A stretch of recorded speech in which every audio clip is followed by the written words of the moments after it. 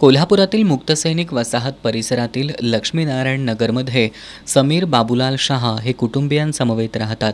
शहा हे वैद्यकीय व्यवसाय करतात. 2 दिवसांपूर्वी ते कामानिमित्त परगावी गेले होते. त्याचवेळी अज्ञातांनी त्यांच्या बंद घरात प्रवेश करून कपाटात ठेवलेली 10 ग्रॅम वजनाचे 2 सोन्याचे वळे आणि देवघरातील चांदीचे दागिने यासह अन्य किरकोळ साहित्य असा सुमारे 65,000 रुपयांचा मुद्देमाल लंपास केलाय. रविवारी दुपारी शहा कुटुंबीय गावाहून परत आल्यानंतर त्यांना चोरीचा प्रकार निदर्शनास आलाय. या प्रकरणी शहा यांनी दिलेल्या फिर्यादीवरून शाहूपुरी पोलिसात अज्ञाताविरोधात गुन्हा दाखल केलाय. दरम्यान या वसाहतीतील यशोदा पार्कमध्ये सागर सहदेव कांबळे हे आपल्या कुटुंबियांसमवेत राहतात. आठवडाभरापूर्वी सागर कांबळे हे कुटुंबियांसमवेत परगावी गेले होते. यावेळी अज्ञातांनी कांबळे यांच्या घरातील चांदीचे दागिने आणि वस्तू तसंच एक मोबाईल संच असा 45,000 रुपयांचा मुद्देमाल लंपास केलाय.